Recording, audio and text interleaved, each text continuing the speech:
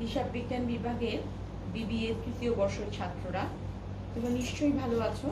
আমি আশা করছি আল্লাহর অশেষ রহমতে সকলে সুস্থ আছো, ভালো আছো। আমাদের চলমান এই অনলাইন ক্লাসে তোমাদেরকে স্বাগত জানাচ্ছি। আমি জেরিন আফরোজ, সহকারী অধ্যাপক হিসাব বিজ্ঞান বিভাগ, ঢাকা কলেজ।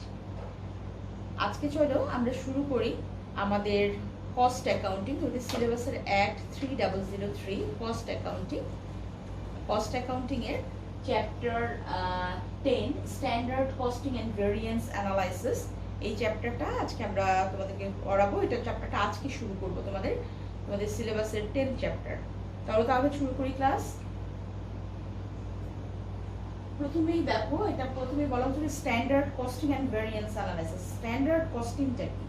স্ট্যান্ডার্ড কস্টিং সম্পর্কে মিনিং অফ স্ট্যান্ডার্ড কস্টিং দেখো, the term standard refers to a specific measurement or predetermined scale. Standard cost is a predetermined cost which is determined for the production of goods on the basis of certain specific standard under certain specific condition. Standard costing is a process and technique of accounting in which actual cost incurred are compared with predetermined cost. On the basis of comparison, efficiency of operation is determined and necessary corrective measurements are taken if there are some variances. আচ্ছা, তাহলে standard cost এখানে প্রথমেই দেখছো যে standard cost মানেই হচ্ছে একটা scale, একটা কিছু নির্ধারণ করা, একটা স্ট্যান্ডার্ড নির্ধারণ করা, একটা স্কেল নির্ধারণ করা, যেটাকে আমি আদর্শ বলে মনে করি, যেটার উপর বেস করে আমি আমার কি করব, প্রোডাকশনগুলো আমার কি পরিমাণ, এটা সবকিছু কস্ট যেহেতু আমরা বলছি, কস্ট অ্যাকাউন্টিং যেহেতু করছি, তার মানে কস্টগুলো এই স্ট্যান্ডার্ডের আলোকে আমরা কি করব, এটা মেজার করব যে আমার স্ট্যান্ডার্ড এত ছিল, আমার কস্ট অ্যাকচুয়াল কস্ট কি বেশি হলো কি কম হলো। এই যে বেসিস বা স্কেলটাকে ধরে নেওয়া হচ্ছে একটা pre determined rate, that means হচ্ছে আগের থেকে এটা নির্ধারণ করা হয়। তবে তোমাদের যদি মনে হয় যে প্রি ডিটারমাইন্ড রেট মানে ইচ্ছা হলে তো আমি করে দিলাম, না, এটা কিছু প্রিভিয়াস কিছু বেসিস ধরে নিয়ে, হ্যাঁ, কিছু অ্যাজাম্পশন বা কিছু বেসিস ধরে নিয়ে তারপরে এই রেটটা নির্ধারণ করা হয়। আমরা এর আগের ক্লাসগুলোতে দেখেছি প্রিডিটারমাইন্ড ওভারহেড রেট দেখেছি আমরা, যে কিভাবে নির্ধারণ করা হয়, যে প্রিডিটারমাইন্ড ওভারহেড নির্ধারণের কিন্তু কতগুলো পদ্ধতি রয়েছে। তো সেই এই কস্টিং এর ক্ষেত্রে যে রেট তুমি নির্ধারণ করবে, কারণ আমরা এখানে দেখবো ম্যাটেরিয়ালের ক্ষেত্রে আমি স্ট্যান্ডার্ড রেট নির্ধারণ করা হয় ম্যাটেরিয়াল ইউজেন্স ভেরিয়েন্সের মাধ্যমে। আমি ভেরিয়েন্সে পরে আসছি। তাহলে স্ট্যান্ডার্ড কস্ট হচ্ছে একটা স্কেল বা একটা কস্ট বা আদর্শ একটা মান, যেটার উপর বেস করে আমার অ্যাকচুয়ালের সাথে এটা তুলনা করা হবে যে আমার অ্যাকচুয়াল কতটুকু আমি অ্যাচিভ করলাম, আমার স্ট্যান্ডার্ড কতটুকু ছিল। যদি স্ট্যান্ডার্ডের থেকে আমার অ্যাচিভমেন্ট বেশি হয়, যেমন অ্যাকচুয়াল কস্ট যদি আমার স্ট্যান্ডার্ড কস্টের থেকে কম হয়, তাহলে এটা আমার জন্য ফেভারেবল, আমার জন্য ভালো। দ্যাট মিনস আমার কস্ট আমি এত ধরেছিলাম, এস্টিমেটেড কস্ট বা স্ট্যান্ডার্ড কস্ট আমার এত ছিল, কিন্তু আমার আমার 10,000 টাকা স্ট্যান্ডার্ড কস্ট ছিল, কিন্তু সেখানে 10,000 টাকা থেকে কমে অ্যাকচুয়াল কস্ট আরো কমে যাচ্ছে, দ্যাট মিনস 7,000 টাকা হলো, তাহলে এটা ফেভারেবল। দ্যাট মিনস কস্ট স্ট্যান্ডার্ডের থেকে যত কম হবে সেটাই কোম্পানির জন্য তত বেশি ফেভারেবল। এটা আমরা পরে দেখব। তাহলে এটাই হচ্ছে তোমার স্ট্যান্ডার্ড কস্টিং। এবং স্ট্যান্ডার্ড প্রসেস বা টেকনিক, যে অ্যাকচুয়াল কস্ট ইনকার্ড, যেটা আমি বললাম যে অ্যাকচুয়াল কস্টের সাথে তুলনা করা হয় স্ট্যান্ডার্ড কস্টকে। স্ট্যান্ডার্ড কস্ট হচ্ছে তাহলে প্রি ডিটারমাইন্ড একটা কস্ট, যেটা আগে থেকে নির্ধারণ করা হয়, এবং এটা কিসের বেসিসে, কিছু বেসিক বা স্ট্যান্ডার্ড ধরে নিয়ে, বা কিছু এখানে কি বললো, প্রিডিটারমাইন্ড একটা স্কেল ধরে নিয়ে এটা নির্ধারণ করা হয়। এরপরে আমরা দেখব definition of standard costing. Standard costing এর ডেফিনিশন কি? Standard costing is a method of ascertaining the cost whether statistically are prepared or show. One হচ্ছে দ্য স্ট্যান্ডার্ড কস্ট, বি হচ্ছে দ্য অ্যাকচুয়াল কস্ট, সি হচ্ছে the difference between this cost which is termed as variance. এটা কি বলছে, যে is well done. ঠিক আছে, উনি এটা বলেছেন যে স্ট্যান্ডার্ড কস্ট হচ্ছে একটা মেথড, যেটা কিনা কি করবে, স্ট্যাটিস্টিক্যাল, দ্যাট মিনস ওই যে আমি বললাম আগে অনুমান করবে, অনুমানটা কিসের বেসিসে করবে, স্ট্যাটিস্টিক্যাল কিছু মেথড ইউজ করে এই জিনিসটা করতে হবে আমাদেরকে। এবং স্ট্যান্ডার্ড কস্ট, অ্যাকচুয়াল কস্ট, সবগুলো স্ট্যান্ডার্ড কস্টের মধ্যে আমার স্ট্যান্ডার্ড কস্ট আগে থেকে প্রি ডিটারমাইন করতে হবে, অ্যাকচুয়াল কস্ট সংগঠিত হবে এবং দুইটার মধ্যে তুলনা করা হবে, কম্পেয়ার করা হবে। এটাই হচ্ছে স্ট্যান্ডার্ড কস্টিং। এরপরে আমরা দেখব characteristic of standard costing. Standard costing এর কি কি characteristic? Determination of standard, computation of actual cost, comparison of actual standard and actual, computation of variance, ascertainment of reasons of variance, study of opinion, presentation of a report to the management। তার মানে হচ্ছে প্রথমে কি করবে, এটা characteristic বৈশিষ্ট্যগুলো কি কি। এই স্ট্যান্ডার্ড কস্টিং এর প্রথম বৈশিষ্ট্য হচ্ছে স্ট্যান্ডার্ড নির্ধারণ করা, ডিটারমিনেশন অফ স্ট্যান্ডার্ড, মানটা নির্ধারণ করা, যে কোন মানে গেলে একটা পণ্যকে তুমি তোমার গুণাগুণের দিক থেকে বেস্ট বলবা, একটা মান, কোন কস্ট পর্যন্ত গেলে সেটাকে একটা স্ট্যান্ডার্ড ধরা হবে, একটা লেবার রেট তুমি নির্ধারণ করবা, যেটাকে তুমি স্ট্যান্ডার্ড ধরবা যে এই লেবার রেট, এটার থেকে তোমার যদি অ্যাকচুয়াল রেট বা অ্যাকচুয়াল ওয়ার্কিং আওয়ার সেভ হয় তাহলে সেটাকে আমরা ফেভারেবল বলবো, ভালো বলবো, সেটা আমাদের কোম্পানির জন্য অনুকূলে। এই জিনিসগুলো তারা ডিটারমিনেশন অফ স্ট্যান্ডার্ড, প্রথমে স্ট্যান্ডার্ডটা নির্ধারণ করা। এখানে আমরা দেখব যে বিভিন্ন আমাদের যে উৎপাদনের উপকরণগুলো আছে, ম্যাটেরিয়াল, লেবার, ওভারহেড, এই যে উৎপাদনের উপকরণগুলো আছে, এই উপকরণগুলোর জন্য কিন্তু এক একটার জন্য কিন্তু আমার এক এক ধরনের স্ট্যান্ডার্ড নির্ধারণ করতে হয়। এরপরে দেখো কম্পিউটেশন অফ অ্যাকচুয়াল কস্টটা নির্ধারণ করা, আমার যে কতটুকু কস্ট হয়েছে সেটা ডিটারমাইন করা, compare of standard cost and actual cost, এই স্ট্যান্ডার্ড কস্ট এবং অ্যাকচুয়াল কস্টের কম্পেয়ার করতে হবে। যদি অ্যাকচুয়াল কস্ট স্ট্যান্ডার্ড কস্ট থেকে বেশি হয় সেটা হবে আনফেভারেবল, দ্যাট মিনস কোম্পানির জন্য সেটা কখনোই কাম্য না। এবং কেন হলো না এবং কেন স্ট্যান্ডার্ড কস্টের থেকে অ্যাকচুয়াল কস্টটা বেশি হলো সেটাও তোমাকে খুঁজে দেখতে হবে। হ্যাঁ, সে এই যে এটা হলো ইফিসিয়েন্সি মেজারমেন্টের কোনো কোনো কর্মী যদি কি করে যে তোমার যে স্ট্যান্ডার্ড আওয়ার দেওয়া থাকে তার থেকে যদি তার ওয়ার্কিং আওয়ার বেশি হয়, সে যদি ওই কাজটা সম্পন্ন করতে বেশি সময় নেয় তাহলে বোঝা যাবে যে তার ইফিসিয়েন্সি কম। এই যে জিনিসগুলো মেজার করা, এটা আমরা কিসের মাধ্যমে করবো? একমাত্র স্ট্যান্ডার্ড কস্টিং এর মাধ্যমে এটা করা সম্ভব। এবং ম্যাটেরিয়ালের ক্ষেত্রে একই অবস্থা, যে ম্যাটেরিয়ালের যে অ্যাকচুয়াল যে স্ট্যান্ডার্ড কস্ট ধরা হয়েছে সেখান থেকে যদি ম্যাটেরিয়াল অ্যাকচুয়াল কস্ট বেশি হয় তাহলে কেন বেশি হলো, কি কারণে বেশি হলো, সেই জিনিসগুলো খুঁজে বের করা। তাহলে স্ট্যান্ডার্ড কস্টকে বেস ধরে আমরা অ্যাকচুয়াল কস্টের সাথে সেটাকে কম্পেয়ার করে সেটা কি কারণে এই জিনিসগুলো হলো সেটার রিজনটা আমরা খুঁজে বের করব। এরপরে দেখো কম্পিউটেশন অফ ভেরিয়েন্স কম্পিউট করা, আমরা আজকে দেখবো এগুলো। ascertainment of reason of variances, এই ভেরিয়েন্সের রিজনগুলো কি, ফেভারেবল ভেরিয়েন্স হলো, আনফেভারেবল ভেরিয়েন্স হলো, কেন হলো, কি কারণে হলো, এই জিনিসগুলো আমাদেরকে দেখতে হবে। স্টাডি অফ ওপিনিয়নগুলো আমাদেরকে দেখতে হবে বা ওপিনিয়নগুলো করতে হবে, এটা ম্যানেজমেন্টের জন্য খুব দরকার, ম্যানেজমেন্টের ডিসিশন মেকিং এর জন্য এটা খুব দরকার। এই জন্য ওপিনিয়নগুলো করতে হবে। Presentation of report to the management, এবং ম্যানেজমেন্টের কাছে রিপোর্ট পাঠাতে হবে যে ম্যাটেরিয়ালে এই ভেরিয়েন্স কেন হয়েছে, সেটা ফেভারেবল হয়েছে বা আনফেভারেবল হয়েছে, কেন আনফেভারেবল হয়েছে। লেবারের ক্ষেত্রেও একই, ওভারহেডের ক্ষেত্রেও ঠিক একইভাবে আমাদের এই ভেরিয়েন্সগুলো অ্যানালাইসিস করতে হবে। কি কোন বেসিসে? On the basis of standard কস্টের বেসিসে অ্যাকচুয়াল কস্টের সাথে কম্পেয়ার করে এই জিনিসটা আমাদেরকে বের করতে হবে। দেন দেখো অবজেক্টিভ অফ স্ট্যান্ডার্ড কস্টিং এর উদ্দেশ্যটা কি? উদ্দেশ্য হচ্ছে increase in efficiency and productivity, তার মানে ইফিসিয়েন্সি বাড়ানো। এই যে আমি একটু আগে বললাম যে কোনো ওয়ার্কার যদি নির্দিষ্ট স্ট্যান্ডার্ড যে সময় দেওয়া থাকবে সেই নির্দিষ্ট সময়ের থেকে যদি বেশি সময় লাগে তাহলে তা বুঝতে হবে তার ইফিসিয়েন্সি কম। কোনো মেশিন যদি স্ট্যান্ডার্ড যে আওয়ার দেওয়া আছে তার থেকে যদি বেশি আওয়ার লাগে ওই কাজটা সম্পন্ন করতে বুঝতে হবে মেশিনের ইফিসিয়েন্সি কম। এই যে জিনিসগুলো মেজার করে, এই যে জিনিসগুলো দেখা, এই যে ইফিসিয়েন্সি করা, প্রোডাক্টিভিটি, তার মানে কি কোন প্রোডাক্টের উৎপাদনশীল ক্ষমতা কিরকম, এই জিনিসগুলো মেজার করবো আমরা স্ট্যান্ডার্ড কস্টিং এর মাধ্যমে। এবং কস্ট কন্ট্রোল করবো, যে আমি আগেই বললাম যে স্ট্যান্ডার্ড কস্ট কি করবে, একটা কস্ট আগে থেকে নির্ধারণ করবে, প্রিডিটারমাইন্ড কস্ট। হ্যাঁ, আগে থেকে নির্ধারণ, প্রিডিটারমাইন্ড কি পূর্বেই নির্ধারণ করতে হবে এই কস্টটা। তাহলে এই কস্টের সাথে যখন অ্যাকচুয়াল কস্টের কম্পেয়ার করা হবে, যদি অ্যাকচুয়াল কস্ট বেশি হয় তাহলে কেন বেশি হলো, কোন জায়গায় বেশি হলো, কি কারণে বেশি হলো, এই যে কন্ট্রোলিং সিস্টেমটা, এটা এই স্ট্যান্ডার্ড কস্টিং এর মাধ্যমেই সম্ভব। এরপরে দেখো ডিটারমিনেশন অফ রেসপন্সিবিলিটি, তাহলে কে রেসপন্সিবল, কোন ওয়ার্কার বা ওয়ার্কারকে সুপারভাইজারকে সে এই কাজের জন্য রেসপন্সিবল, সে তার রেসপন্সিবিলিটি ঠিকমতো পালন করে, এই যে জিনিসগুলো চলে আসে সেই জিনিসটা বলা হয়েছে সাপ্লিমেন্ট অফ বাজেটারি কন্ট্রোল। এর মাধ্যমে আমাদের budgetary control, master budget prepare করা হয়। মাস্টার বাজেটে সেলস বাজেটে তোমরা যখন মাস্টার্সে যাবা তখন দেখবে সেখানে ভেরিয়েন্স অ্যানালাইসিস আছে। এখন আমরা ভেরিয়েন্স অল্প করবো, কিন্তু মাস্টার্স আরো ডিটেইল ভাবে করা হবে। তখন তোমরা দেখবা যে এই ভেরিয়েন্স অ্যানালাইসিসের মাধ্যমে বাজেটারি কন্ট্রোলটা সম্ভব।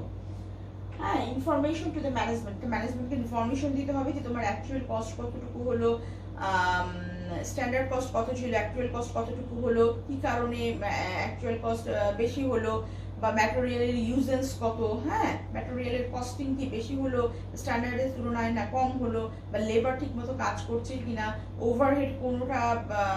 ওভারহেড কস্ট কোনোটা বেশি হলো কিনা, এই যে জিনিসগুলো বিশ্লেষণ করে এটা ম্যানেজমেন্টকে জানানো হচ্ছে আরেকটা কাজ। প্রোগ্রেসিভনেস অফ ম্যানেজমেন্ট, এবং ম্যানেজমেন্ট এর মাধ্যমে কি করবে, এগিয়ে যাবে, অগ্রগতি হবে ম্যানেজমেন্ট যেখানে কন্ট্রোলিং দরকার সেখানে ম্যানেজমেন্ট কন্ট্রোল করবে। এই জিনিসগুলো এখানে বলা হচ্ছে, এটাই হচ্ছে স্ট্যান্ডার্ড কস্টিং এর অবজেক্টিভ। দেন দেখো অ্যাডভান্টেজেস অফ স্ট্যান্ডার্ড কস্টিং এর অ্যাডভান্টেজ গুলো কি, সুবিধাগুলো কি। Advantage from the view of cost accounting দৃষ্টিকোণ থেকে যে advantage, eliminate the weakness of the historical cost.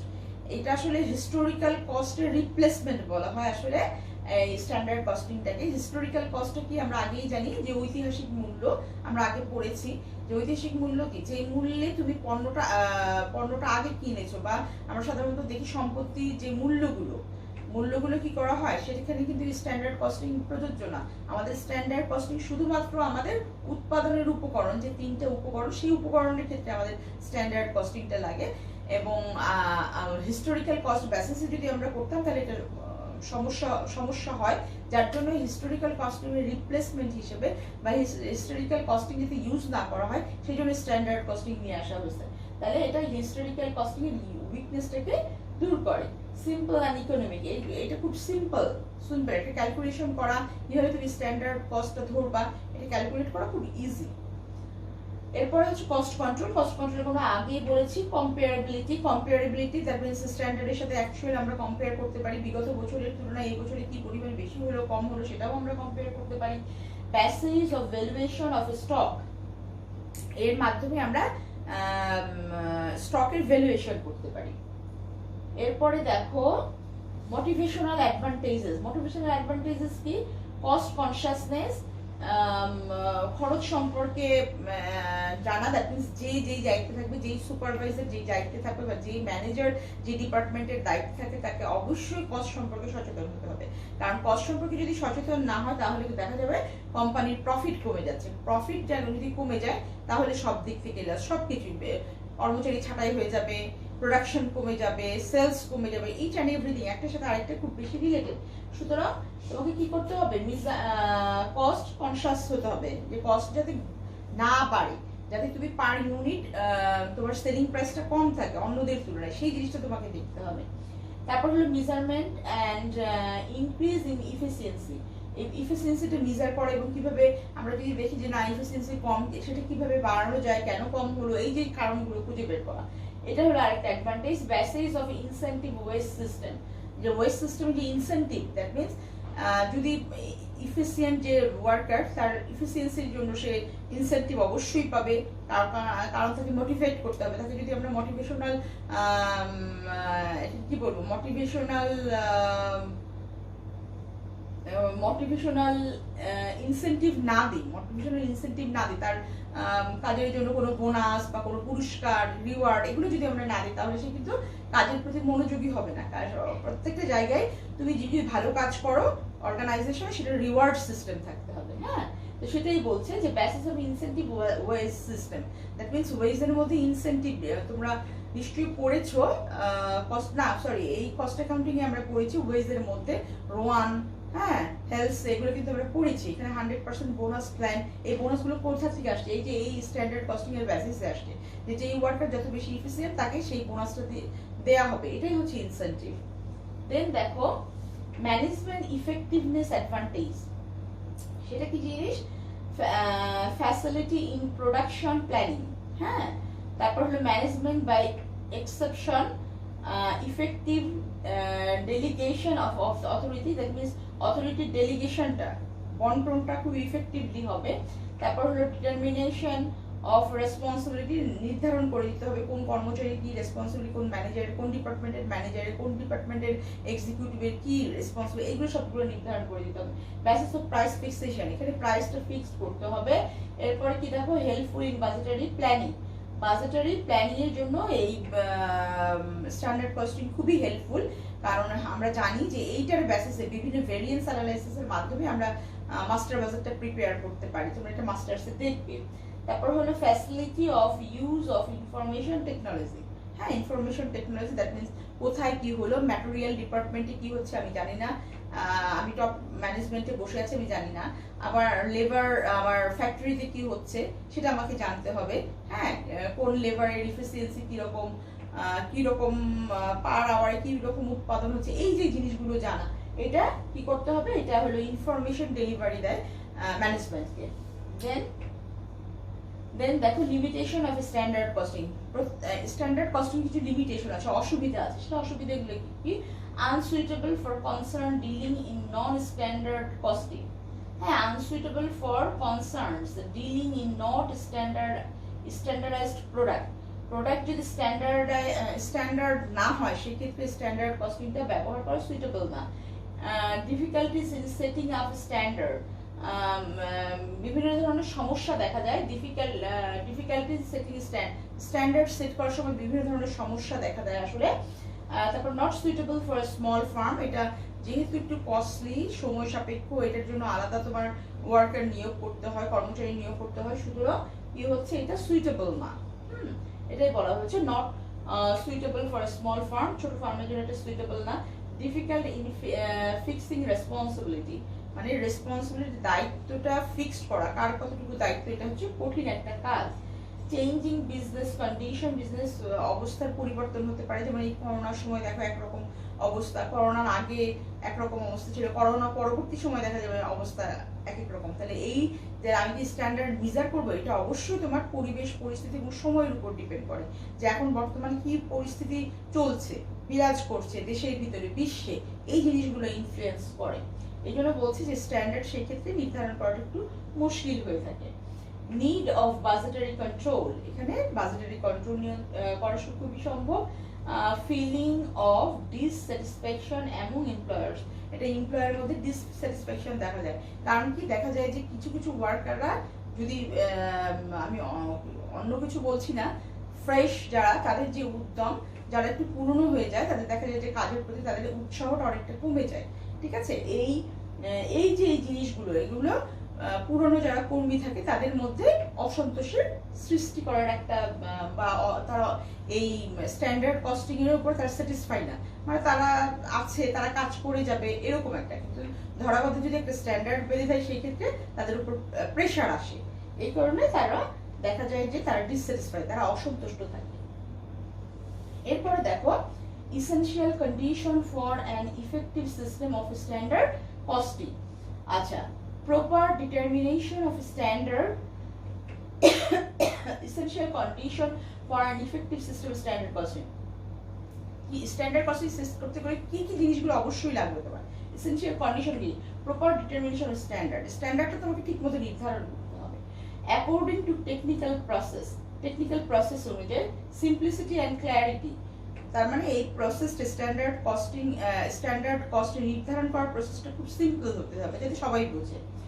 এরপরে হচ্ছে প্রম্পটনেস ইন ভেরিয়েন্স অ্যানালাইসিস, আমরা যদি খুব দ্রুত ভেরিয়েন্স অ্যানালাইসিস করে ফেলতে পারি। ভেরিয়েন্স রিপোর্ট, এর সাথে ভেরিয়েন্স রিপোর্ট দিতে পারি। প্রপার ইন্টারেস্ট বাই ম্যানেজমেন্টের যাতে এইটার প্রতি ইন্টারেস্ট থাকে। তারপর প্রোডাকশন অফ স্ট্যান্ডার্ডাইজড গুডস, তার মানে হচ্ছে মানসম্পন্ন প্রোডাক্ট অর্গানাইজেশনকে প্রস্তুত করতে হবে। এবং standard of different element of cost, এবং বিভিন্ন কস্টের তিনটা এলিমেন্ট আমরা জানি, মেইন হচ্ছে তিনটা, ম্যাটেরিয়াল, লেবার, ওভারহেড, এই তিনটা কস্টের স্ট্যান্ডার্ড ডিফারেন্ট এলিমেন্ট, এই তিনটা কস্টের স্ট্যান্ডার্ড নির্ধারণ করতে হবে আলাদা আলাদা ভাবে। এরপরে দেখো টাইপ অফ স্ট্যান্ডার্ড, স্ট্যান্ডার্ডটা দুই ধরনের, একটা হচ্ছে বেসিক স্ট্যান্ডার্ড আর একটা হচ্ছে কারেন্ট স্ট্যান্ডার্ড। বেসিক স্ট্যান্ডার্ড কি বলছে, it is also known as initial static or fixed standard. These standards are based on the data of some base year and are determined as a base for long period. এই basic স্ট্যান্ডার্ডটা কি করা হয়, কিছু base year, কিছু কিছু ইয়ারকে এটা base ধরে, যে এই ইয়ারের বেসিসে এই স্ট্যান্ডার্ডটা নির্ধারণ করা হলো, এটা বেস ধরে নিয়ে করা হয়। স্ট্যাটে তোমরা স্ট্যাট করেছো, স্ট্যাটেও তোমরা দেখেছো নিশ্চয়ই যে এই বেসিসে ইয়েগুলো নির্ধারণ করা হয়, স্ট্যান্ডার্ডগুলো নির্ধারণ করা হয় এবং ওগুলো কয়েকটা বছর ধরে একই রকম ভাবে থাকে, একই রেট থাকে, সুতরাং এটা ফিক্সড অবস্থায় থাকে। এটা হচ্ছে বেসিক স্ট্যান্ডার্ড। এরপরে দেখো কারেন্ট স্ট্যান্ডার্ড। দেখো কারেন্ট স্ট্যান্ডার্ড আর established on the basis of current condition and are modified according to changing condition. This standard may be of the following three types. আচ্ছা, কারেন্ট স্ট্যান্ডার্ড কি বলছো, on the basis of current condition, বর্তমান অবস্থার পরিপ্রেক্ষিতে, এবং and modified according to changing condition, বর্তমান অবস্থার পরিপ্রেক্ষিতে এবং অবস্থা যখনই পরিবর্তন হবে সেই অবস্থার পরিবর্তনের সাথে সাথে এই স্ট্যান্ডার্ডও পরিবর্তন হবে, সেটাকেই বলা হয় কারেন্ট স্ট্যান্ডার্ড। এবং এটা তিন প্রকার, একটা হচ্ছে আইডিয়াল স্ট্যান্ডার্ড, এক্সপার্ট স্ট্যান্ডার্ড, আর একটা হচ্ছে নর্মাল স্ট্যান্ডার্ড। এরপরে আমরা দেখব definition of variance.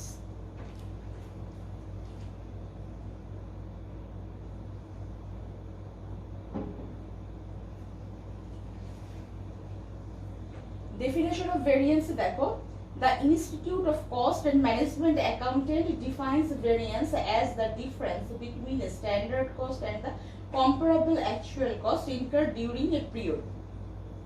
Variance analysis can be defined as the process of computing the amount of an isolating the cause of variance between actual cost and standard cost. It involves two phases. আচ্ছা, আমি আগেই বলেছি যে variance হচ্ছে তোমার standard cost এবং actual cost দুইটা difference করে যে জিনিসটা আসে সেটাকে আমরা ভেরিয়েন্স বলা হয়। যদি অ্যাকচুয়াল কস্ট স্ট্যান্ডার্ড কস্টের তুলনায় কম হয় সেটাকে আমরা ফেভারেবল বলি, এবং যদি অ্যাকচুয়াল কস্ট বেশি হয় তাহলে সেটাকে আমরা আনফেভারেবল বলি স্ট্যান্ডার্ড কস্টের তুলনায়। তাহলে এটাকে দুইটা ফেজে এটা গিয়ে হয়, কম্পিটিশন অফ ইন্ডিভিজুয়াল ভেরিয়েন্স, আর এটা হচ্ছে determination of causes of each variance, আলাদা আলাদা ভাবে প্রত্যেকটা ভেরিয়েন্স নির্ণয় করা। Variance analysis, variance is the difference, এটা একই সংজ্ঞা, variance is the difference between standard and actual performance. এটা শুধুমাত্র কস্ট তা না, পারফরম্যান্সের বেসিসেও করা হয়, যেমন তুমি তোমার কাজের পারফরম্যান্সটা কিরকম, তোমার কাজের কার্যক্ষমতাটা কিরকম, সেটাও কিন্তু one kind of variance analysis. আমরা দেখবো when the actual result are better than the expected result there is a favorable variance। যে জিনিসটা আমি বললাম যে অ্যাকচুয়াল যদি ভালো হয় স্ট্যান্ডার্ডের তুলনায় সেটা হচ্ছে favourable. if the actual result are worse than the expected result there will be an adverse variance। a দিয়ে adverse বোঝাচ্ছে আর favorable variance f দিয়ে বোঝাচ্ছে। এরপরে দেখো care to be taken while comparing actual and standard cost। Actual এবং standard cost যখন আমরা compare করতে যাব তখন আমাদের কি কি জিনিস খেয়াল করতে হবে।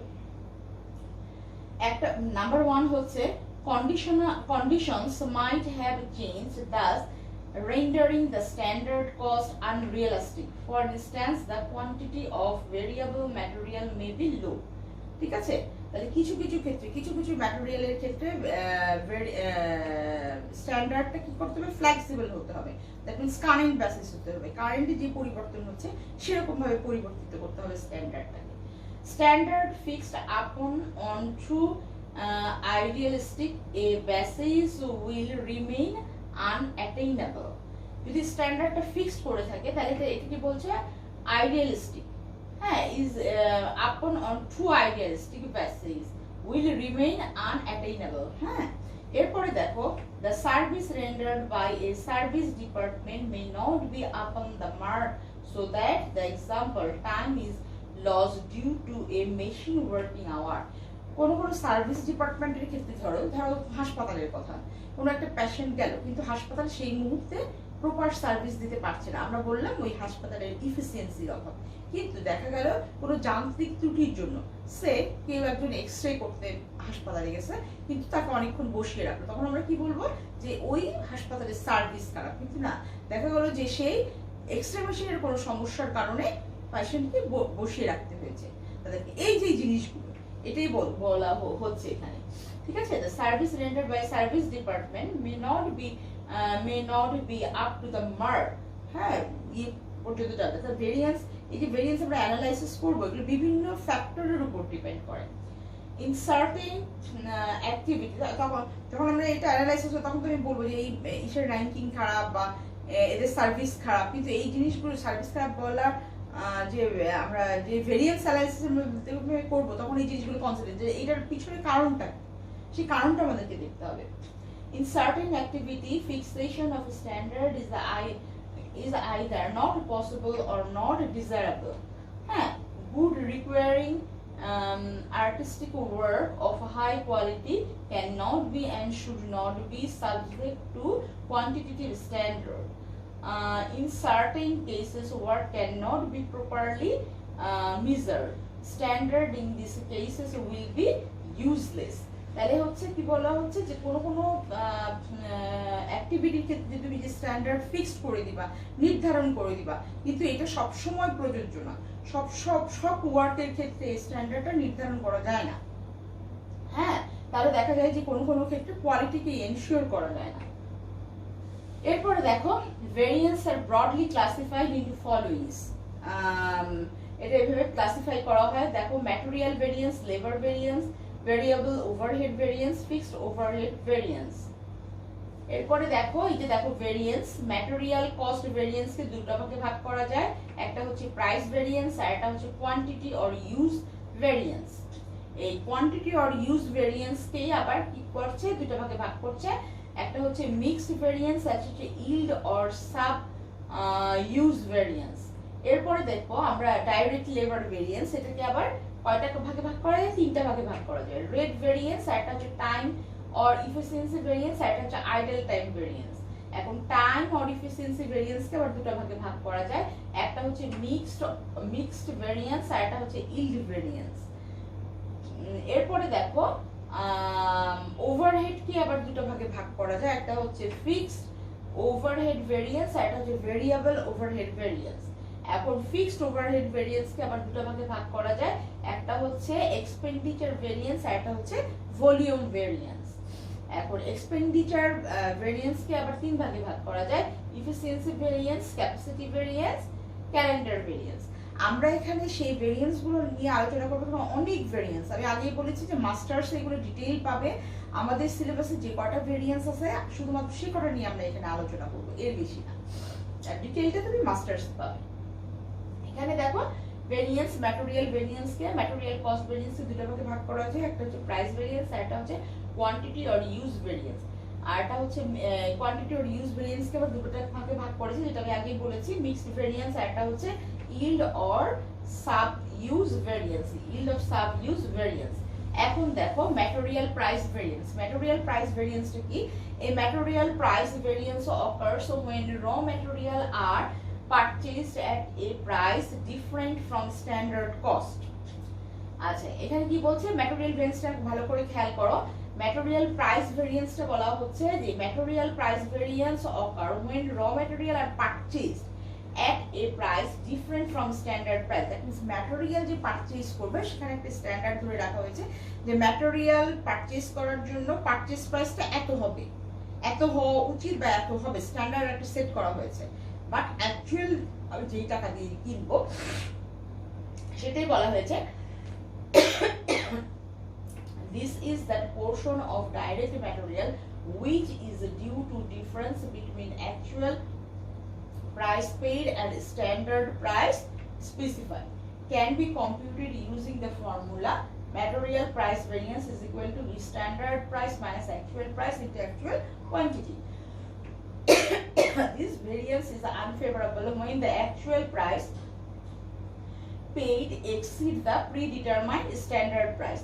That means আমি আগেই বলেছি যে এই ভেরিয়েন্সটা ম্যাটেরিয়াল প্রাইস ভেরিয়েন্সটা আনফেভারেবল হবে যদি আমার অ্যাকচুয়াল প্রাইস স্ট্যান্ডার্ড প্রাইসের থেকে বেশি হয়। দেন দেখো, it is advisable that material price variance should be calculated at the time of material purchase rather than when material are used. আচ্ছা, এই ম্যাটেরিয়াল প্রাইস ভ্যারিয়েন্সটা কখন করতে হবে? যখন তুমি ম্যাটেরিয়ালটা পারচেজ করবা। তুমি যখন ইউজ করবা তখন যদি এই ভ্যারিয়েন্সটা অ্যানালাইসিস করো তাহলে সেটা বিপরীত হবে আর কি। This is quite beneficial from the viewpoint of the performance measurement and corrective action. Then দেখো এটার একটা উদাহরণ, এখানে দেখো compute the material price variance from the following data. হ্যাঁ, এখানে কি কি দেওয়া আছে? স্ট্যান্ডার্ড ম্যাটেরিয়াল কস্ট, আর এই পাশে দেওয়া আছে ম্যাটেরিয়াল ইউজ। ম্যাটেরিয়াল এ স্ট্যান্ডার্ড কস্ট হচ্ছে 2 পিসেস এক টাকা করে বা 1 রুপি করে, আমি এখানে রুপি দেখিয়েছি। তাহলে এটা হলো স্ট্যান্ডার্ড কস্ট, দুই পিসের দাম হচ্ছে 1 রুপি ইজ ইকুয়াল টু 2, এবং ম্যাটেরিয়াল বি এর ক্ষেত্রে 3 পিস হচ্ছে at the rate rupee 2। That means এক একটা ম্যাটেরিয়াল, হ্যাঁ, ম্যাটেরিয়াল পার ইউনিটের প্রাইস হচ্ছে, স্ট্যান্ডার্ড প্রাইস হচ্ছে 2 টাকা করে, ঠিক আছে। তাহলে এখানে হলো 3 দুগুণে 6, 3 পিস বলেছে, দ্যাট মিন্স 3 দুগুণে 6। ম্যাটেরিয়াল ইউজেস তুমি দেখো, ম্যাটেরিয়াল এ তে হচ্ছে material material issue, that means store থেকে যখন ম্যাটেরিয়াল ইস্যু করা হয় হচ্ছে অ্যাকচুয়াল, ঠিক আছে। আর এই পাশেরটা হচ্ছে আমার স্ট্যান্ডার্ড ম্যাটেরিয়াল এ হচ্ছে 2050 আর ম্যাটেরিয়াল বি হচ্ছে 29,080 pieces. Assume material A was purchased at a rate of টাকা 1 and material B at a rate of টাকা 2.10. এটা হচ্ছে ম্যাটেরিয়ালের পারচেজ প্রাইস। এখন দেখো প্রাইস ভ্যারিয়েন্স আমি বের করব, standard price minus actual price into actual quantity. তাহলে এখন ম্যাটেরিয়াল এর ক্ষেত্রে দেখো আমার স্ট্যান্ডার্ড প্রাইস ছিল কত? এই যে স্ট্যান্ডার্ড প্রাইস হচ্ছে 1 টাকা এবং অ্যাকচুয়াল প্রাইস কত? অ্যাকচুয়াল প্রাইস হলো 1 টাকা, দ্যাট মিন্স 0। এটা মাইনাস এটা 1 minus 1 is equal to 0 into আমার অ্যাকচুয়াল ছিল 20, এই যে 2050 পিসেস। তাহলে এইটার অ্যানসার 0 কে যদি তুমি কোনো কিছু দিয়ে গুণ দাও তাহলে 0ই আসবে। ম্যাটেরিয়াল বি এর ক্ষেত্রে দেখো স্ট্যান্ডার্ড হচ্ছে 2, এই যে 2, এবং অ্যাকচুয়াল হচ্ছে আমার 2.10, দ্যাট মিন্স এটা মাইনাস ইনটু অ্যাকচুয়াল হচ্ছে বি এর জন্য, ম্যাটেরিয়াল বি এর জন্য এটা। তাহলে এটা যদি গুণ দাও তাহলে হচ্ছে এটা মাইনাস চিহ্ন, দ্যাট মিন্স এটা আনফেভারেবল। যেটা মাইনাস চিহ্ন হবে, মোট কথা অ্যাকচুয়াল যেখানে বেশি হবে সেটাই হচ্ছে আমার মাইনাস এবং সেটাই হচ্ছে আমার আনফেভারেবল। এরপর দেখো ম্যাটেরিয়াল ইউজ ভ্যারিয়েন্স। এখানে কি বলছে? The material quantity or use variance result when the actual quantities of raw material used in production differ from standard quantities that should have been used to produce the output achieved. It is the portion of the direct material cost variance which is due to the difference between the actual quantity used and the standard quantity specified. আচ্ছা, তাহলে material use variance হচ্ছে material use করার ফলে, ব্যবহার করার ফলে যে ভ্যারিয়েন্সটা হয়, দ্যাট মিন্স এখানে স্ট্যান্ডার্ড একটা ফিক্সড করা আছে এবং অ্যাকচুয়ালি প্রোডাকশনের জন্য কতটুকু ম্যাটেরিয়াল ইউজ হলো সেই জিনিসটাই ওখান থেকে বাদ দিলে স্ট্যান্ডার্ড একটা সেট করা থাকে এবং কতটুকু ম্যাটেরিয়াল একটা উৎপাদনের জন্য ইউজ করা হলো সেই দুইটার ডিফারেন্স দিয়ে এটা মেজার করা হয়। Can be computed using the formula. কি ফর্মুলা ইউজ করে দেখা যায়? দেখো ম্যাটেরিয়াল কোয়ান্টিটি ভেরিয়েন্স হচ্ছে SQ মানে হচ্ছে standard quantity for actual output minus actual quantity into এটা গুণ দিস হচ্ছে স্ট্যান্ডার্ড প্রাইস আর এটা ছিল অ্যাকচুয়াল কোয়ান্টিটি। আচ্ছা, this is variance is favorable. This variance is favorable when the total actual quantity of direct material used is less than the total standard quantity allowed for the actual output. That means actual material যদি কম use করা হয় স্ট্যান্ডার্ডের তুলনায় তাহলে সেটা favourable হবে, otherwise ইনফেভারেবল হবে। Also material cost variance is equal to material price variance and material use variance. আমরা আগেই দেখেছি যে ম্যাটেরিয়াল প্রাইস ভেরিয়েন্স কে আমরা দুটো ভাগে ভাগ করি, একটা হচ্ছে ম্যাটেরিয়াল কস্ট ভেরিয়েন্স আর একটা হচ্ছে material use variance. Material cost variance কে আমরা দুই ভাগে ভাগ করি, একটা হচ্ছে ম্যাটেরিয়াল প্রাইস ভেরিয়েন্স আর একটা হচ্ছে ম্যাটেরিয়াল ইউজ ভেরিয়েন্স। এরপরে দেখো একটা উদাহরণের মাধ্যমে এটা আবার বোঝানো হয়েছে। The standard cost of A material for manufacturing A unit of a particular product PEE is estimated as follows. 16, এটা কিন্তু স্ট্যান্ডার্ড, খেয়াল করো, 16 কেজি অফ র ম্যাটেরিয়াল হচ্ছে 1 টাকা per rupee. The completion of the unit it will found that 20 kg of raw material costing rupee 1.5 per kg has been consumed. Compute the material variance. তাহলে material price variance আমরা প্রথমে করব। Material variance বের করতে বলছে। At first আমরা material price variance করব, তারপর ইউজ ভেরিয়েন্স করব, এরপর ম্যাটেরিয়াল কস্ট ভেরিয়েন্স বের করব। তাহলে ম্যাটেরিয়াল প্রাইস ভেরিয়েন্স আমরা আগেই জানি standard cost minus actual cost into actual quantity. এখানে দেখো স্ট্যান্ডার্ড প্রাইস দেয়া আছে 1 টাকা, রুপি 1, ওই যে উপরে দেয়া আছে স্ট্যান্ডার্ডটা, এবং এই যে রুপি 1.5, এর দুটো দিয়ে মাইনাস করে ইনটু অ্যাকচুয়াল কোয়ান্টিটি, এটা তোমাকে একটু খেয়াল রাখতে হবে। অ্যাকচুয়াল কোয়ান্টিটি কত ছিল? 20, এই যে 20 কেজি, হ্যাঁ। আর 16 ছিল তোমার হচ্ছে, যেহেতু এটা ইউজ ভেরিয়েন্স, 16 হচ্ছে আমার স্ট্যান্ডার্ড কোয়ান্টিটি। ঠিক আছে, তাহলে এটা যদি গুণ দেই তাহলে 10 অ্যাডভার্স, বিপরীত, কারণ এখানে অ্যাকচুয়ালটা হচ্ছে আমার মাইনাস। সেকেন্ডটা দেখো ম্যাটেরিয়াল ইউজ ভেরিয়েন্স হচ্ছে এই যে স্ট্যান্ডার্ড, যেটা আমরা সূত্র আগে বললাম, স্ট্যান্ডার্ড অ্যাকচুয়াল আউটপুট 16, দেখো standard quantity for actual output 16, ওই যে 16 লেখা, 16 কেজি মাইনাস 20 কেজি হচ্ছে আমার অ্যাকচুয়াল, গুণ দিয়ে ইনটু 1। এখানে দেখো এটাও কিন্তু মাইনাস, অ্যাকচুয়ালটা কি এখানেও মাইনাস 20, তাহলে 4 ইনটু 4 রুপি 4, এটা হলো অ্যাডভার্স। ঠিক আছে, আমি আগেই বলেছি যদি অ্যাকচুয়াল বেশি হয় তাহলে সেটা অ্যাডভার্স হবে। এরপর দেখো material cost variance, standard cost for actual output minus actual cost, 16 into 1 minus 20 into 1, 16 into 30 is এত। তাহলে অ্যাকচুয়ালি এমভিপি দুইভাবেই বের করা যায়। এটা হচ্ছে 10 প্লাস 16, হ্যাঁ 10 প্লাস এখানে কত ছিল আমার 14, 10 প্লাস 14 ম্যাটেরিয়াল কস্ট ভেরিয়েন্স, হ্যাঁ 10 প্লাস 14 এমভিপি, সরি 10 প্লাস 14 না, 10 প্লাস 4, এখানে ভুলে 40 আসছে, এই যে এখানে 4 আসছে, এখানে 4, এই 4টা এখানে বসাতে হবে, তাহলে দুটো যোগ করে 14 হলো। এরপরে দেখো লেবার রেট ভেরিয়েন্সটা কি? A labor rate variance is the difference between the standard labor rate specified and the actual labor rate paid. That means labor rate variance হচ্ছে লেবারের স্ট্যান্ডার্ড আগে থেকে নির্ধারণ করা হবে এবং অ্যাকচুয়াল লেবার দিয়ে যেই রেটে পে করা হচ্ছে, এই দুইটার ডিফারেন্সটাকে এই লেবার রেট ভেরিয়েন্স বলা হয়। It is that portion of the direct labor wages variance which is due to the difference between actual rate of pay paid and standard rate specified can be computed using the formula labor rate variance is equal to standard wage rate minus actual rate into actual time. This variance is adverse when the actual wage rate paid exceed the predetermined standard wage rate. ঠিক আছে, তাহলে standard labour রেটের তুলনায় যখন তোমার actual রেটটা বেশি হবে, সেইটাই কিন্তু আনফেভারেবল হবে। আমরা একটা উদাহরণের মাধ্যমে দেখি এটা। The standard time and rate for unit component A are given below. Standard hours হচ্ছে 15, স্ট্যান্ডার্ড রেট হচ্ছে 4 per hour. The actual data and relating information are as follows. কি আছে? Actual production 1000 unit, actual hours হচ্ছে 15300 unit, 300 hours, actual rate হচ্ছে 3.90 hours. Calculate labor rate variance. Labor rate variance এর সূত্র হচ্ছে standard wage rate minus actual wage rate into actual hours. আচ্ছা, এখানে মনে রাখার জিনিসটা হচ্ছে কোথায় স্ট্যান্ডার্ড আওয়ার হয় এবং কোথায় অ্যাকচুয়াল আওয়ার হয়, কোথায় স্ট্যান্ডার্ড কোয়ান্টিটি হয়, কোথায় অ্যাকচুয়াল কোয়ান্টিটি হয়, এই জিনিসগুলো একটু মনে রাখার ব্যাপার।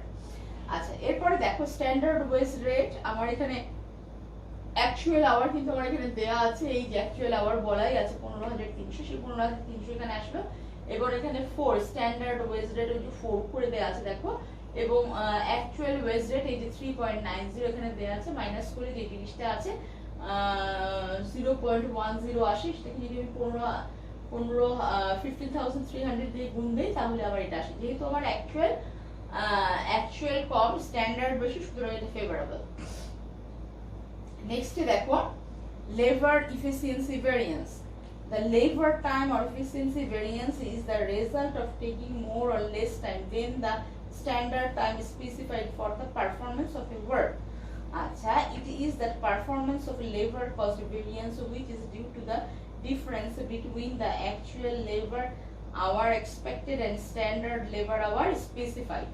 তাহলে লেবার এফিসিয়েন্সি ভেরিয়েন্স হচ্ছে একজন লেবারের জন্য, মানে একজন লেবারের জন্য স্ট্যান্ডার্ডটা নির্ধারণ করে দেওয়া হয়। দেখবে একজন লেবার একটা কাজের জন্য কতটুকু সময় পাবে সেটা নির্ধারণ করে দেওয়া, এবং অ্যাকচুয়াল কতটুকু হয়েছে এই দুটো ডিফারেন্স করলে আমরা লেবার এফিসিয়েন্সি ভেরিয়েন্সটা পেয়ে যাব। Can be computed using the formula labour efficiency is equal to H is standard hour for actual output minus actual hour into standard rate. ঠিক আছে? This variance is favorable when the total actual hours are less than the standard hours allowed. The labor cost variance is equal to labor rate variance plus labor efficiency variance. Labor efficiency labor cost variance টা আমরা labor rate variance এবং labor efficiency variance দুটো যোগ করলে আমরা পেয়ে থাকি। একটা উদাহরণের মাধ্যমে দেখো, the standard time and the rate for unit component A are given below.